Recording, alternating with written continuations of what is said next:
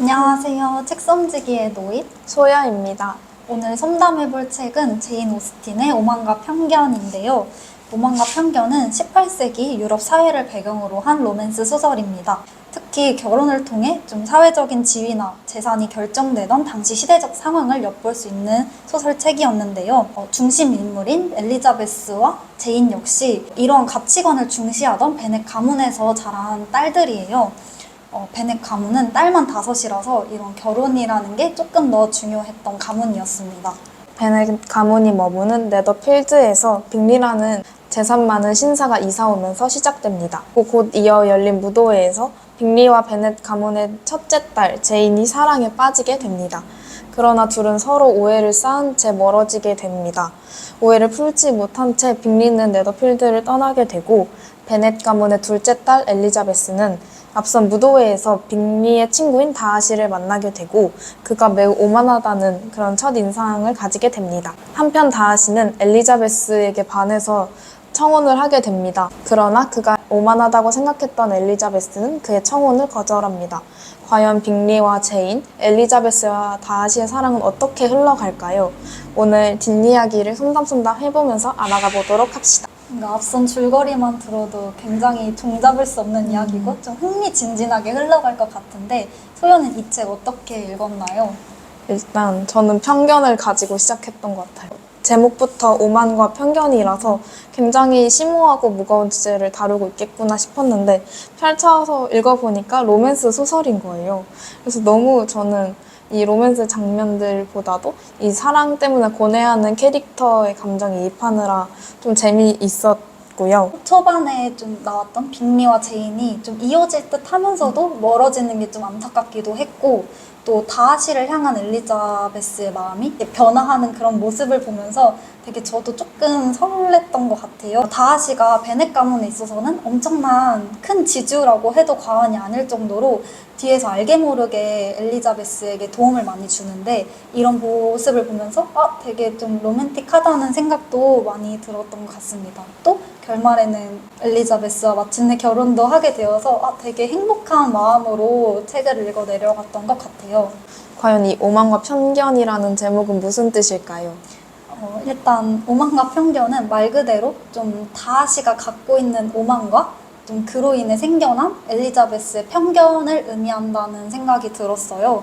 사실 무도회에서 그 다하시와 엘리자베스가 처음 만나게 되는데 다하시는 좀 원체 사람들하고 어울리지 않는 인물이라 좀 엘리자베스가 그의 태도를 보고 되게 오만하다라고는 생각이 들게 돼요.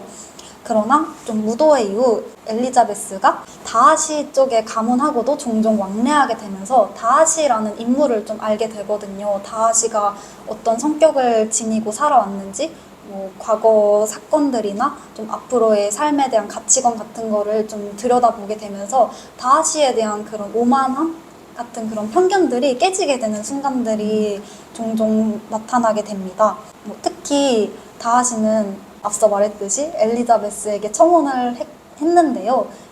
엘리자베스가 청혼을 거절한 이후에 다하시가 엘리자베스에게 그 장문의 편지를 써서 보내기도 해요. 근데 이 편지를 읽으면서 엘리자베스가 다하시에게 가졌던 그런 편견이 많이 깨지게 되고 또 둘이 좀 급속도로 좀 가까워지는 느낌을 많이 받아서 그런 부분을 의미한다고 생각을 했던 것 같습니다. 앞서 말했던 그런 장문의 편지에서 이제 엘리자베스가 다하시가 오만한 사람이 아니었구나 하고 다른 면을 발견하게 된단 말이에요. 이제 한 사람을 냉철하게 판단했다는 것도 어쩌면 오만이자 편견일 수 있겠다는 생각도 들었습니다. 이 오만과 편견이라는 게 모두가 가지는 보편적인 면이라고 생각해요. 이 책에서도 여러 사람들이 지위, 재산, 그리고 외형으로 한 사람을 판단하는 일이 되게 많거든요. 그만큼 되게 보편적인 감정이고 자연스러운 일일 수 있겠다는 생각이 들었습니다. 이제 이 책에는 굉장히 결혼이 많이 이루어지는데요. 근데 그 과정이 순탄하지만은 않아요.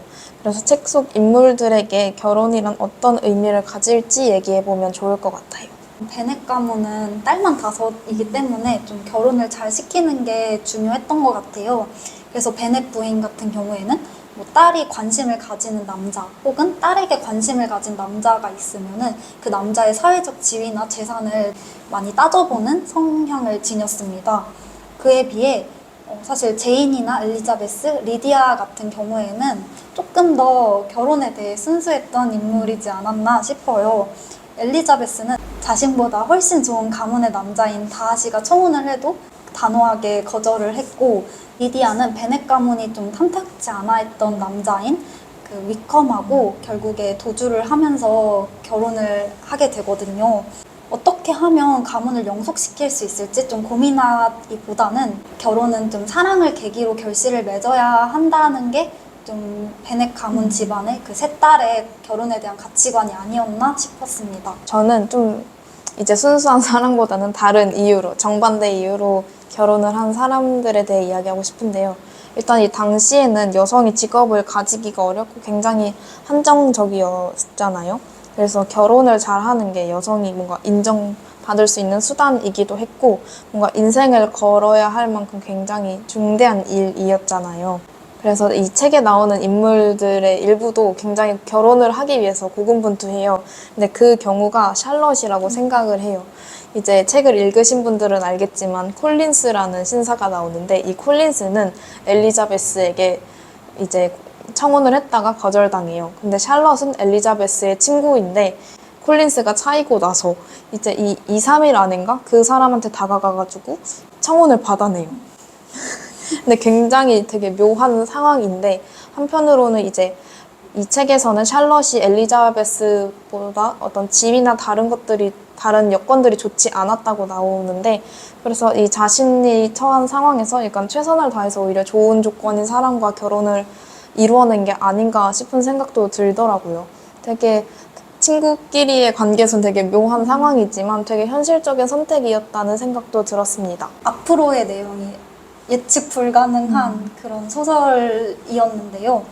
또 예측 불가능한 전개로 좀 충격을 일으켰던 사건이 하나 있었잖아요. 리디아가 가족들 몰래 장교인 위컴하고 야반 도주를 하고 또 결혼까지 이르게 되는 장면인데요.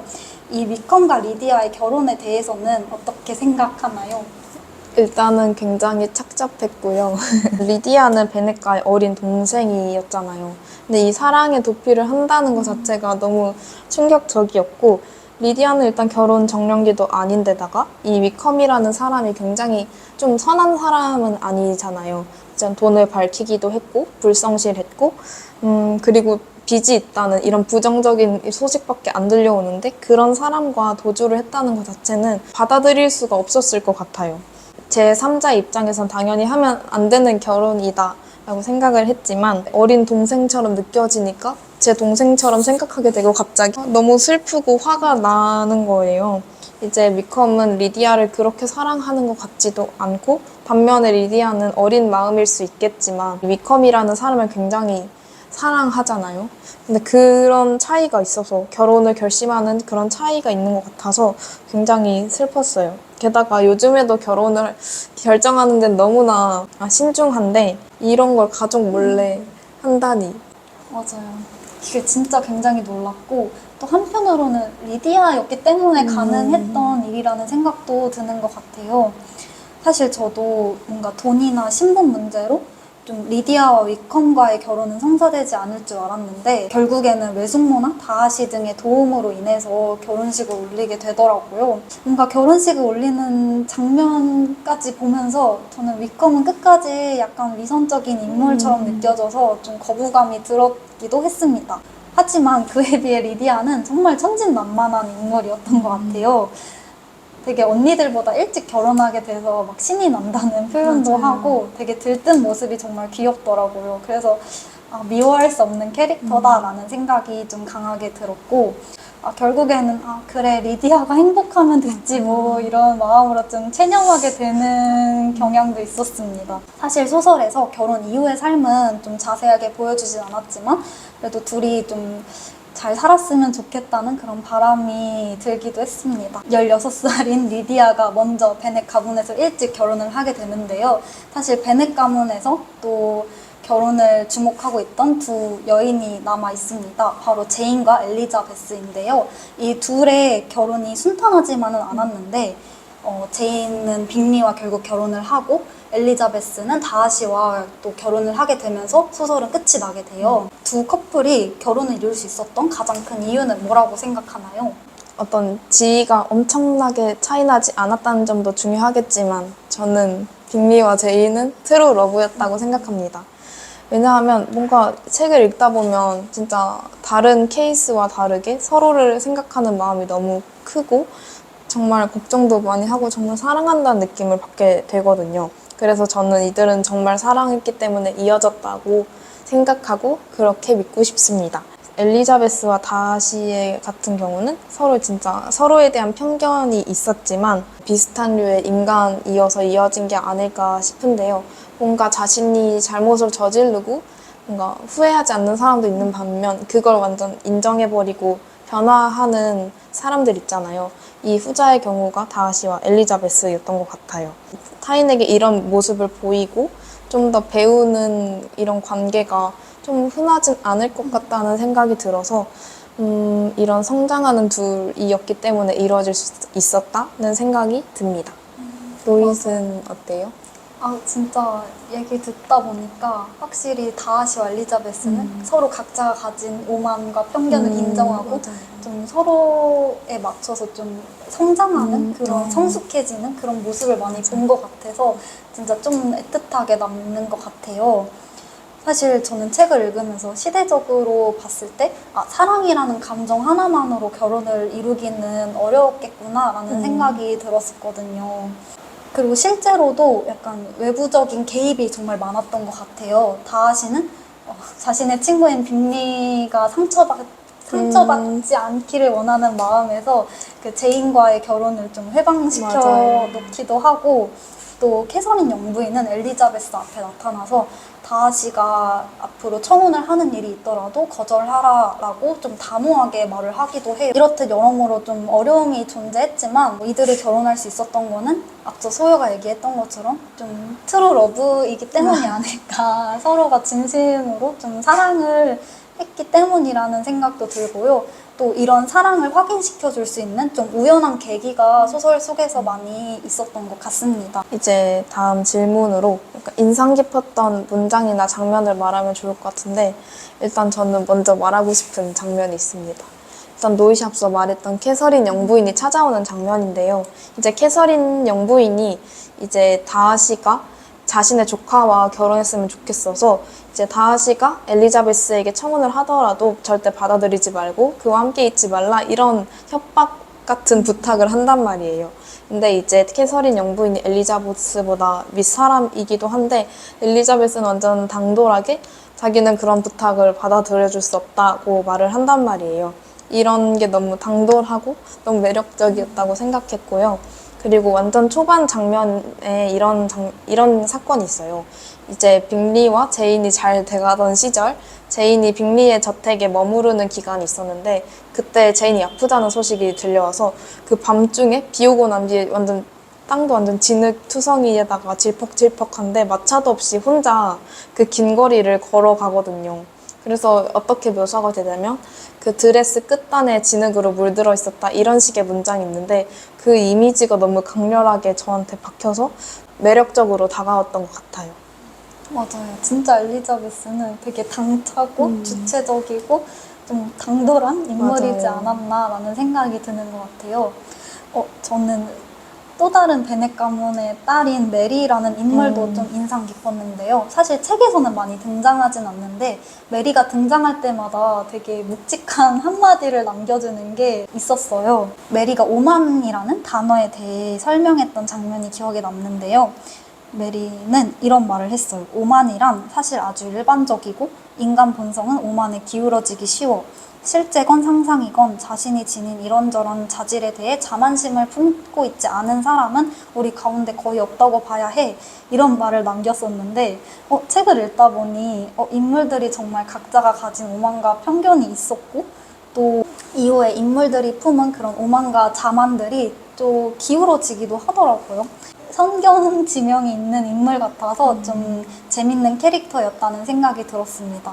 또 마지막 결말에서 베넷 가문의 다른 자매들은 결혼을 하는데 반해 메리는 꿋꿋하게 책을 읽으면서 좀 자신의 삶을 좀 지주 있게 살았다는 내용도 나와서 왠지 멋있다는 생각도 들었던 것 같아요. 맞아요. 근데 저는 뭔가 이제 메리도 좀 동생 쪽에 속하니까 좀 귀엽더라고요. 뭔가 책을 혼자서 읽고 아버지의 질문에 약간 자기가 대답하려고 약간 머리를 굴리는 그런 장면들이 너무 귀엽기도 하고 그만큼 뭔가 영리하다는 거니까 한편으로는 정말 멋있다는 생각도 했어요. 책 속에서 엘리자베스는 다하시에 대한 편견이 깨지는 순간이 있잖아요. 그것처럼 일상이든 어디에서도 혹시 편견이 깨지는 경험을 한 적이 있는지. 근데 저는 뭔가 엘리자베스와 비슷하게 첫인상 때문에 편견을 가지게 되는 경우가 있거든요. 근데 이걸 보면은 적중률이 완전 항상 0%예요. 그래서 항상 저는 오히려 첫인상이 안 좋으면 뭔가 그걸 완전히 커버할 만한 다른 좋은 면을 가지고 있다고 생각을 하거든요. 그래서 내가 처음에 싫다고 한 사람은 무조건 좋은 사람이다 이런 생각을 하는데 의외로 꽤 잘 맞아요, 이게. 진짜로.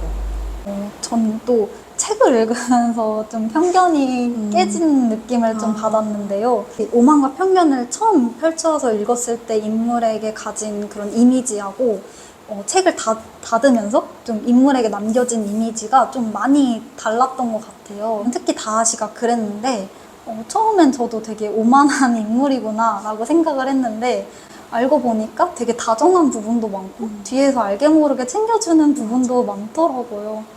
그래서 오만과 편견이 왜 시대를 뛰어넘는 로맨스 소설인지 좀 알 것 같다는 생각을 많이 했던 것 같습니다. 자, 이렇게 오랜만에 고전을 함께 읽어보았는데 어떠셨나요? 오늘날까지도 오만과 편견을 원작으로 한 창작물들이 꾸준하게 창작되는 만큼 직접 읽어보니 더욱더 깊이 있고 다룰 만한 내용이 많았던 것 같아요. 만약에 책을 읽고 나서도 풀리지 않는 궁금증이 있다면 댓글로 남겨주세요. 그럼 이번 영상은 여기까지 하도록 하겠습니다. 다음 영상에서 만나요. 안녕.